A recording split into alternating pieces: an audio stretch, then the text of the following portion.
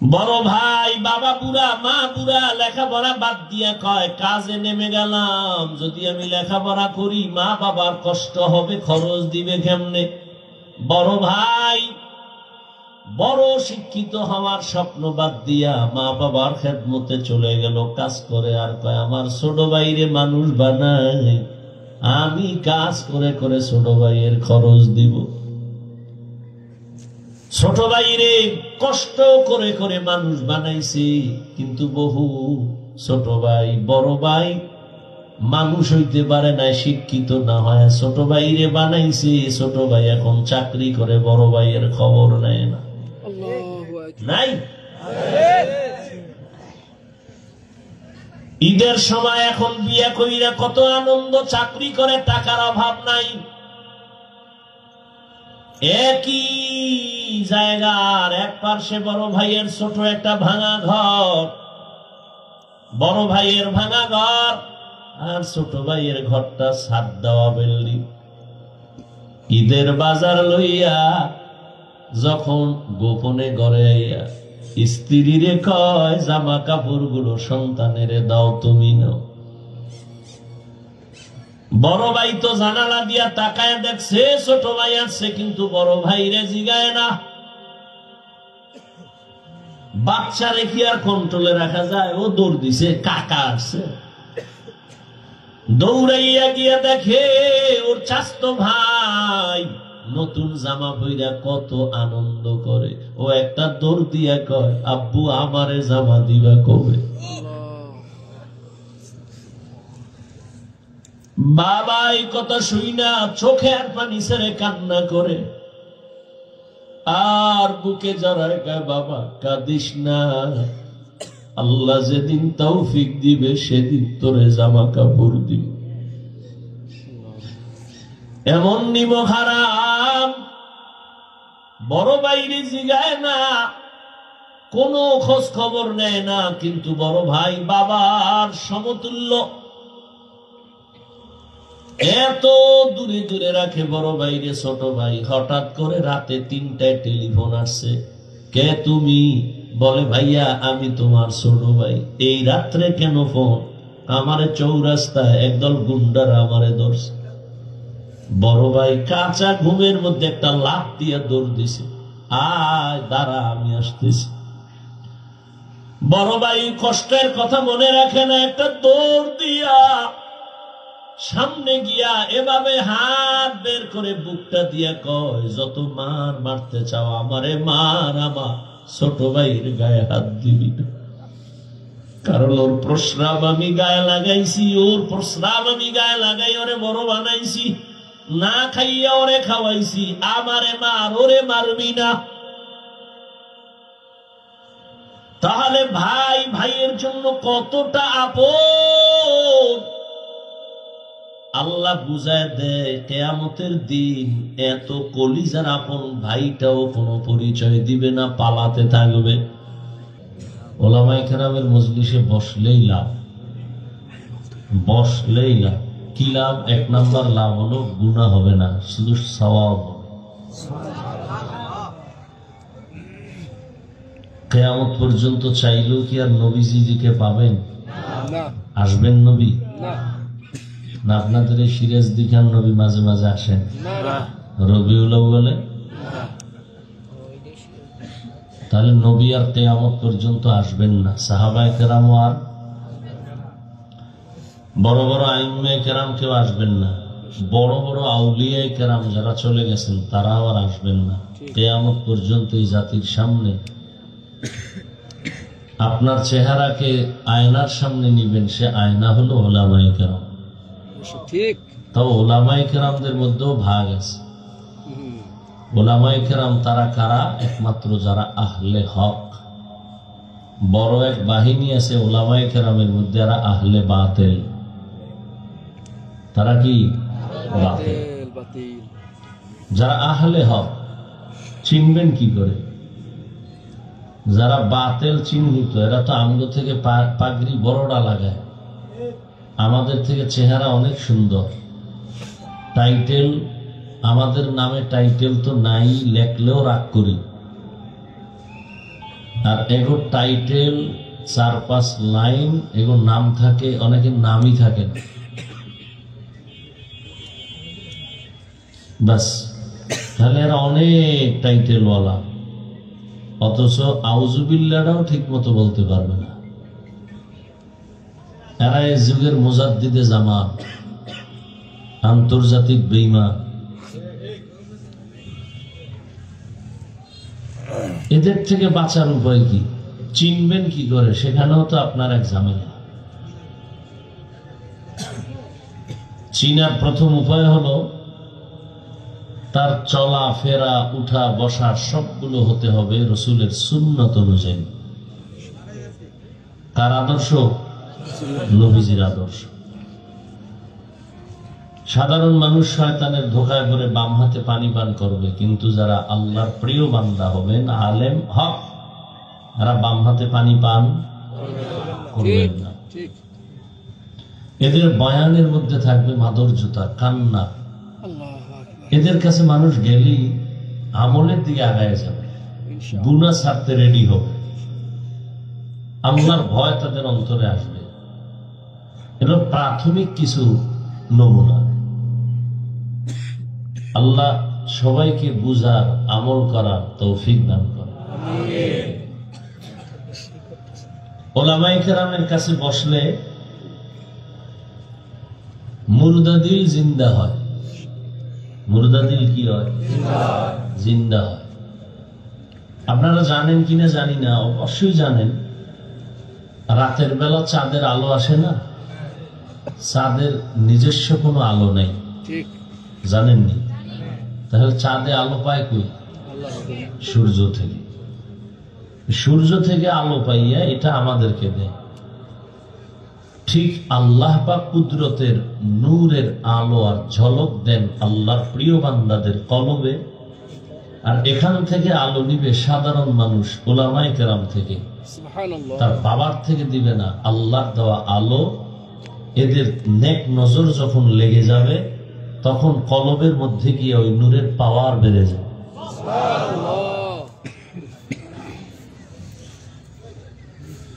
তবে সময় লাগবে। কি লাগবে? সময়। এই মিয়া, এই কথা বললেন না, কাবজাব করতে করতে দেখবেন অশেষ। খুব খেয়াল করেন, মোবাইলে চার্জ দেন না? দেননি? কি নতুন কথা এটা? সবাই মোবাইল চালান। বুড়া মানুষ বুঝে না কিছু, হ্যার কাছে একটা বড় মোবাইল।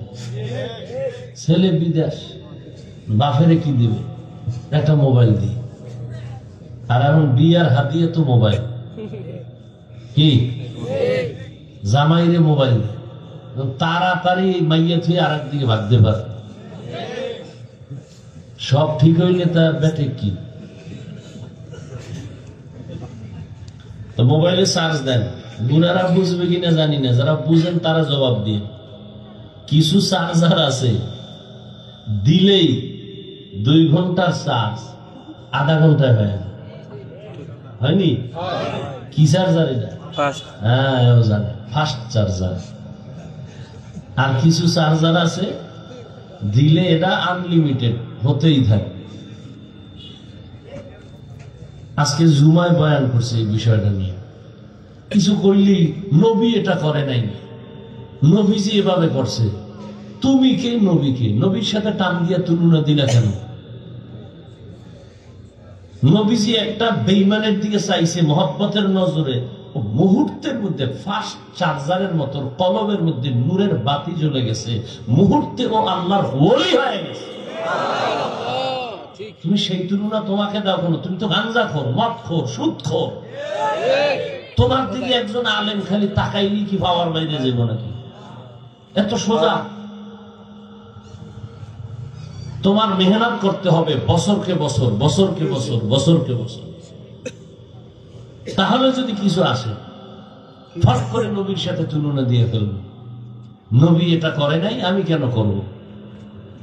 নবী যেভাবে করছেন ওইভাবে করব। নবীর কাছে চোর গিয়া মুহূর্তে ভালো হয়ে গেছে, মুহূর্তে ভালো হবে আমাদের কাছে বা আলেমদের কাছে এসে মুহূর্তে ভালো হবে এ কথা ভুল, সময় লাগে। নবীজি তো পাওয়ার হাউস, নবীজির কাছে গেছে, নবীজি তাওয়াজ্জু দিছেন এক তাওয়াজ্জুতে, শরীয়ত, তরিকত, মারেফত, হাকিকত যা আছে সব একচলে অন্তরে ঢুকে গেছে। এটা কি এখন সম্ভব? আমিও চতুর্মুখী পাওয়ার নিয়ে ঘুরি না, আর আমার থেকেও চতুর্মুখী পাওয়ার কেউ পাবে না। এক এক সাইড।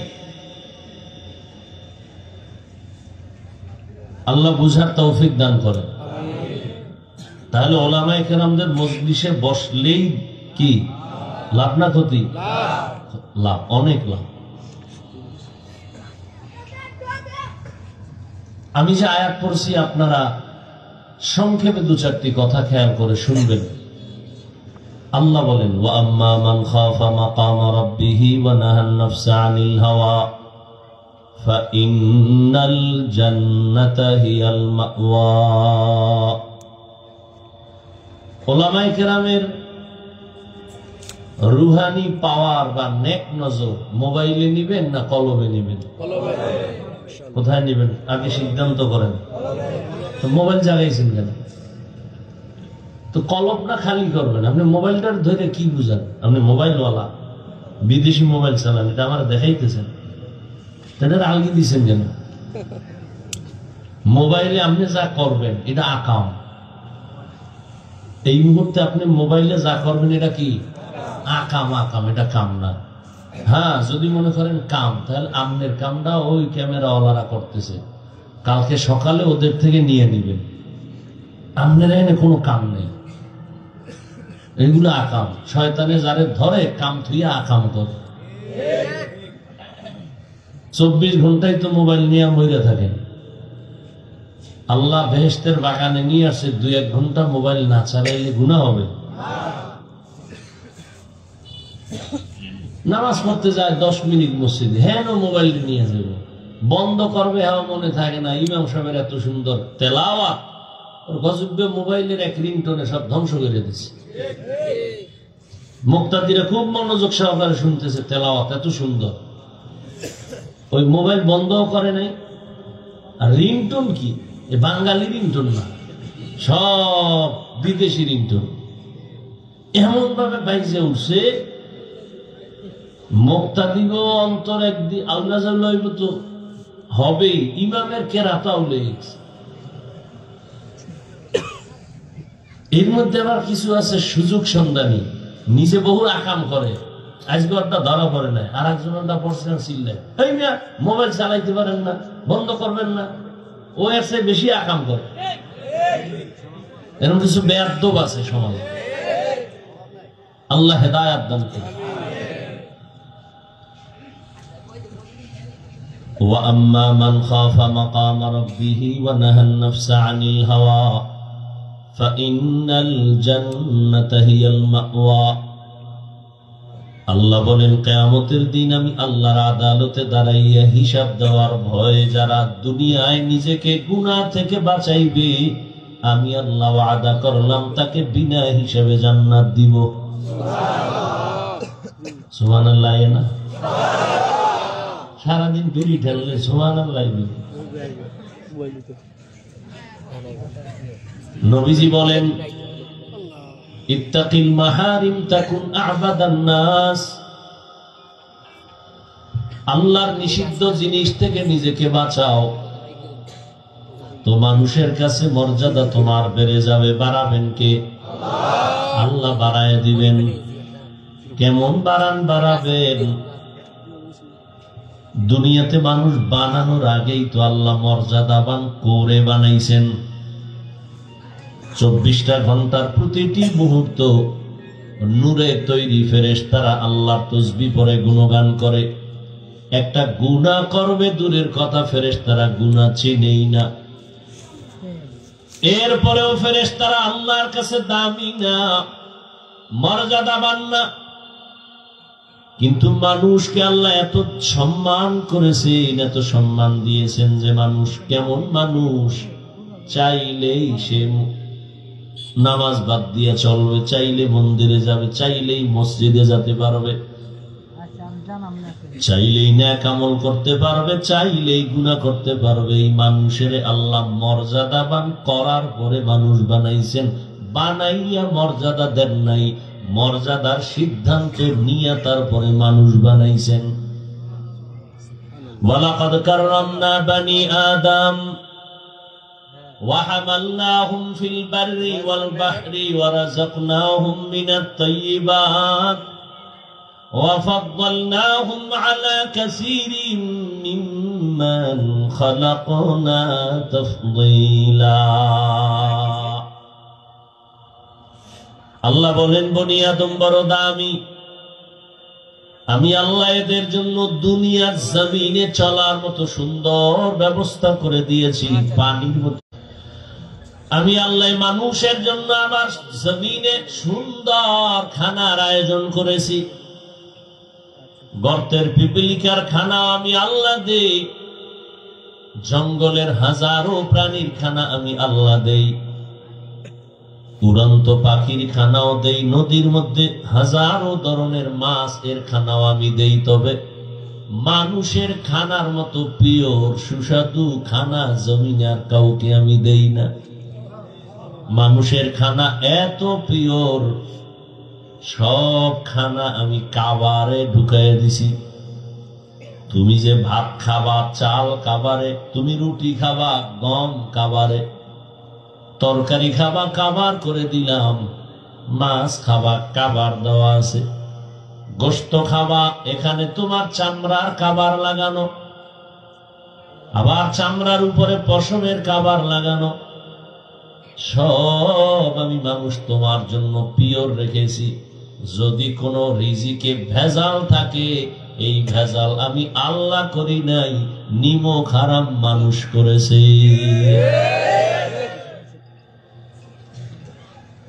মানুষ করেছে মানুষ।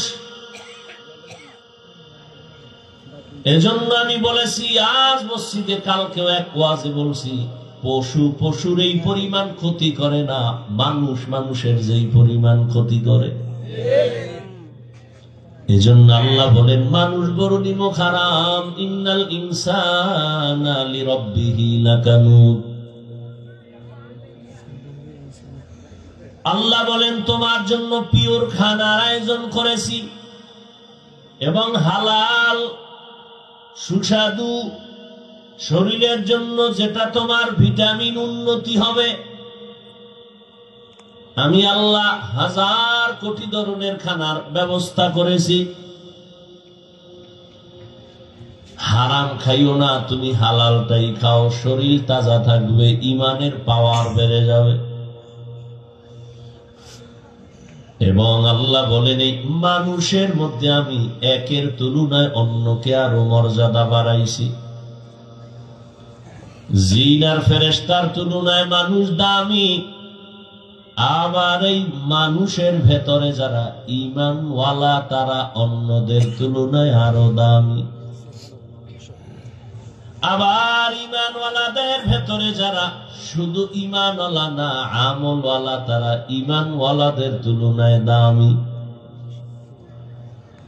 আবার আমলের মধ্যে সবাই দামি না, যারা আমলের মধ্য থেকে তাকওয়ার উপরে চলবে তারা আরো দামি। ইন্না আকরামাকুম ইনদাল্লাহি আতকাকুম। আল্লাহ বলেন, আমার কাছে দামি ওই ব্যক্তি যার মধ্যে থাকবে তাকওয়া, আল্লাহর ভয়। হরকে দারাত খৌফে হক দার দিল মদাম জান্নাতুল মাওয়া দেহদুরা মাকাম জুজবা হাতাচি জেমখা আজ ইনসুজা ফজলে উআ মস্তে দর জুমলা জাহা। তাহলে মানুষ তো সৃষ্টি করার আগেই মর্যাদাবান, আরো মর্যাদা বাড়াবেন। তার মানে কি? কারণ মানুষ তুমি তো জিনের থেকেও দামি, ফেরেশতার থেকেও দামি, আবার এর মধ্যে এক ক্লাসে আমি আবার আলাদা আলাদা দামি বানাইলাম। সবাই তো মানুষ, সব মানুষ কিন্তু আল্লাহর আদালতে দামি না, ঈমান আল্লাহর দামি। যেমন আপনাদের এখানে মসজিদ, বিশাল মসজিদের কাজ ধরছে দেখলাম, জমিনে যত মসজিদ আছে কার ঘর? সব মসজিদ গুলো আল্লাহর ঘর, কিন্তু বাইতুল্লাহর মতো দামি একটাও নাই। আছে? ইন্না আউওয়ালা বাইতিন উযিআ লিন-নাসি লাল্লাযী বিবাক্কাতা মুবারাকান ওয়া হুদা মুবারাকান ওয়া হুদাল লিল আলামিন।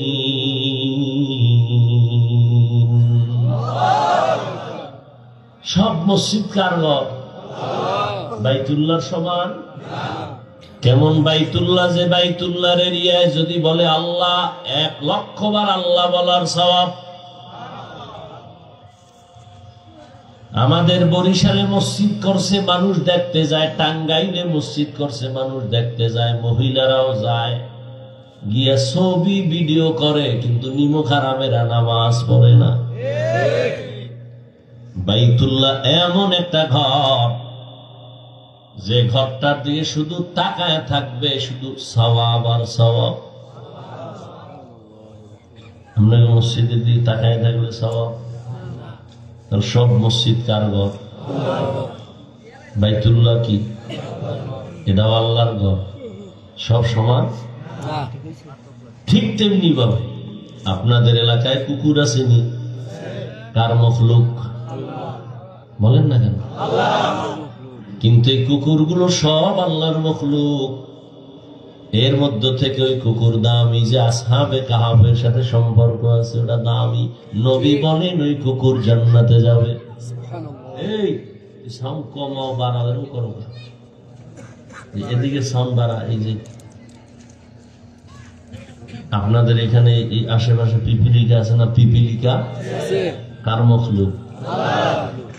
কিন্তু এর মধ্যে সুলাইমান নবীর সাথে যে পিপিলিকার সম্পর্ক, এটা দামি। রহমতের নবী বলেন ওই পিপিলিকা জান্নাতে যাবে। গরু আছে না? গরু সব আল্লাহর মখলুক। তবে মুসা নবীর সাথে যে গাভীর সম্পর্ক, এটা দাম বেড়ে গেছে, জান্নাতে যাবে। জমিনে উটনি, উট আল্লাহর মখলুক। তবে রহমতের নবী যে উটে সফর করেছে, ওই উটের দাম বেড়ে গেছে, জান্নাতে যাবে। সালেহ আলাইহিস সালাম আল্লাহর কাছে দোয়া কইরা পাহাড়ের মধ্য থেকে যে উটনি চাইছেন, ওটাও জান্নাতে যাবে। সবাই তো মানুষ, কিন্তু আল্লাহ যাদের ঈমান দান করবেন, তারা জান্নাতে যাবে।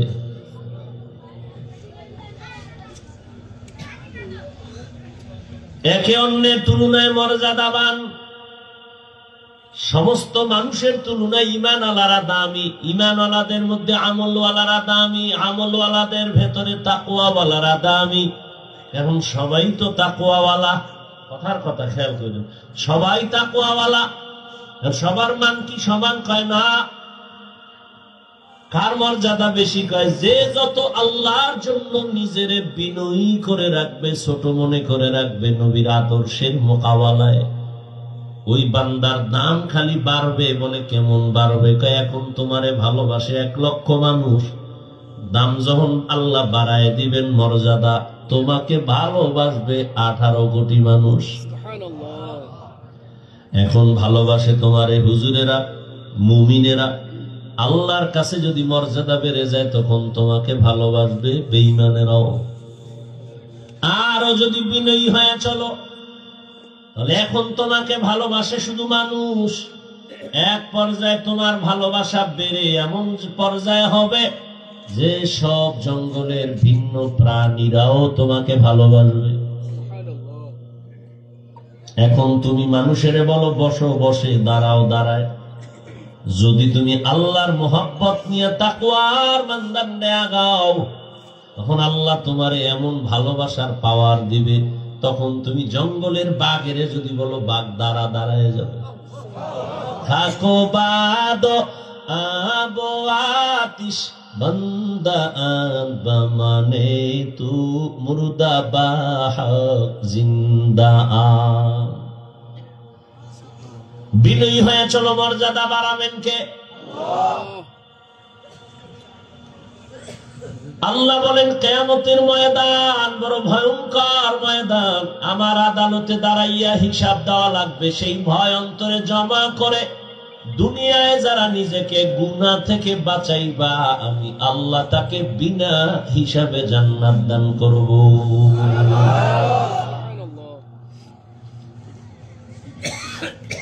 আল্লাহর আদালতে দাঁড়াইয়া হিসাব দেওয়ার ভয় কেন? দুনিয়ার সব আদালতেই তো ভয়। সামান্য হিসাব ডাক দিলে ঘুম হারাম হয়ে যায়। আদালতে তারিখ আছে, মামলার হাজিরা আছে, আগের রাত্র থেকে ঘুম নাই, খানা নাই। আল্লাহর আদালত আরো বড় কঠিন হবে। আল্লাহর আদালত বড় ইনসাফের আদালত হবে। জমিনটা হবে কিয়ামতের মাঠ। আরাফার ময়দান বাইতুল্লাহ থেকে একটু পাশে আরাফাতের ময়দান হবে আল্লাহর বিচারালয়, আদালত। নারী আর পুরুষ সব উলঙ্গ দাঁড়াবে কিয়ামতের মাঠে। আম্মা জান আয়েশা রাদিয়াল্লাহু আনহা বলেন, ইয়া রাসূলুল্লাহ, লজ্জা কি করবে না? আল্লাহর নবী বলেন, লজ্জা করবে দূরের কথা, কেউ কারো দিকে তাকাবারও হুঁশ হবে না। বিজ্ঞানীরা বলে জমিন থেকে 9,30,00,000 মাইল উপরে সূর্য। যদি একটা কাঁচা মিছা কথা,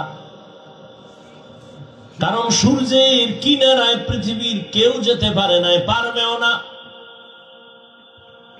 এতটা তাপ, এরপরও যদি ধরে নেই 9,30,00,000 মাইল উপরে সূর্য, ওই সূর্যটার একটা মুখ নিচে দেওয়া, দিনের বেলা গরম, রাতের বেলা তো সূর্য নাই, তারপরও কেন গরম লাগে, কেন ফ্যান চলে? রহমতের নবী বলেন, এই সূর্যটা কিয়ামতের দিন মাথার উপরে নেমে আসবে। আল্লাহ বলবে, সূর্য তোর যত তাপ আছে জমিনে ছেড়ে দে। রহমতের নবী বলেন, সূর্যের গরমে মাটির জমিনটা পুড়িয়া তামা হয়ে যাবে। লোহা হবে না কেন, স্বর্ণ হবে না কেন, সূর্যের গরমে পুড়িয়া রূপা হবে না কেন?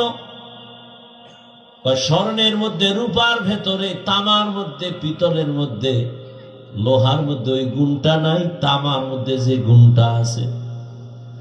লোহার একটা বড় অংশের এক মাথা গরম হলে ভিন্ন মাথা গরম হবে না, স্বর্ণের এক অংশ গরম হলে ভিন্ন অংশ গরম হবে না। কিন্তু তামা এমন একটা ধাতু যার যে কোনো একটা অংশ গরম হলে পুরাটাই গরম হয়ে যাবে। অন্যদিকে নবী বলেন, জাহান্নামের আওয়াজ, জাহান্নামের আওয়াজ বলবে, হে আল্লাহ, গুনাহগার গুলো কই, তাড়াতাড়ি আমার পেটে দাও, আমার ক্ষুধা। এদিকে আমার আল্লাহ রাগান্বিত হয়ে আওয়াজ দিবেন, হুঙ্কার দিবেন, লিমানিল মুলকুল ইয়াউম লিল্লাহিল ওয়াহিদিল কাহ্হার। আল্লাহ পাকের রাগান্বিত কুদরতি গর্জনে পুরা হাসরের ময়দানটা থরথর করে কেঁপে উঠবে। কতটা ভয়ঙ্কর যে নবীদের কোনো গুনাহ নাই, আছে? সমস্ত নবীরা, আম্বিয়ায়ে কেরাম, নবী রাসূলরা মাসুম, আর সমস্ত সাহাবায়ে কেরাম হলেন মাহফুজ। কোন নবীদের গুনাহ নাই। সেই ভাই ভাইয়ের পরিচয় দিবে না। ইয়াউমা ইয়াফিরুল মারউ মিন আখিহি, ভাই ভাইয়ের থেকে ভেগে যাবে। এরপরে কয় মা ভেগে যাবে। এরপরে আল্লাহ বলেন বাবাও ভেগে যাবে। ভাইয়ের কথা আগে আনছেন কেন, মা বাবার কথা পরে আনলেন কেন? দুনিয়াতে ভাই ভাইয়ের জন্য জীবন দেয়, আর কেউ দেয় না।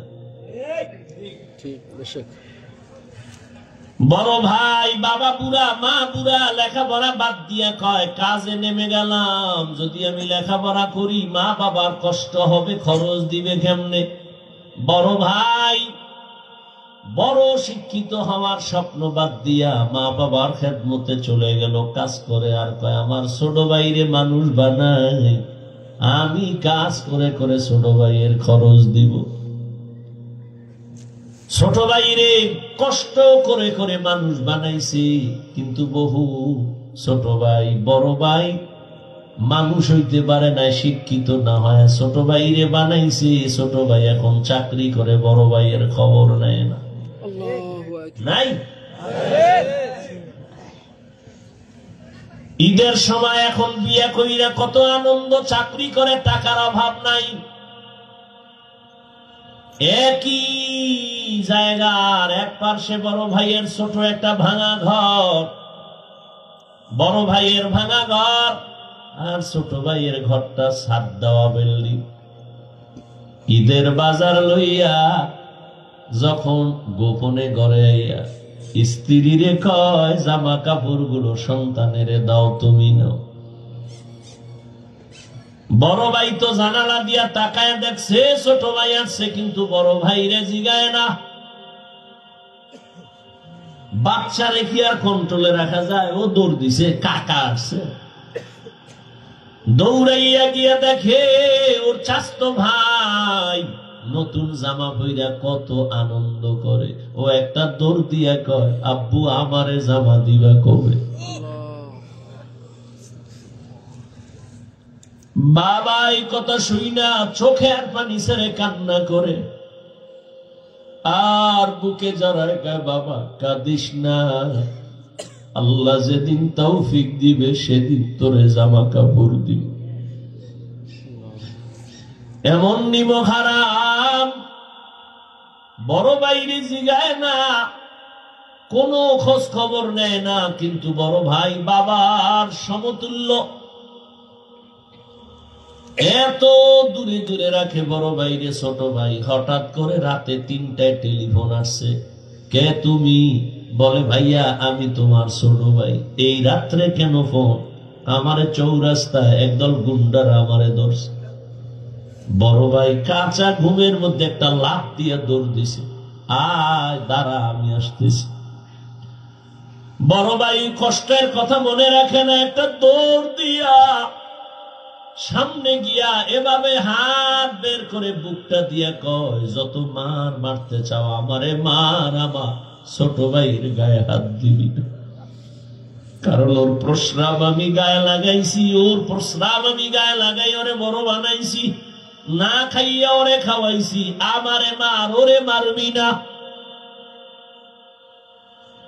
তাহলে ভাই ভাইয়ের জন্য কতটা আপন আল্লাহ বুঝায় দেয়। কিয়ামতের দিন এত কলিজার আপন ভাইটাও কোনো পরিচয় দিবে না, পালাতে থাকবে।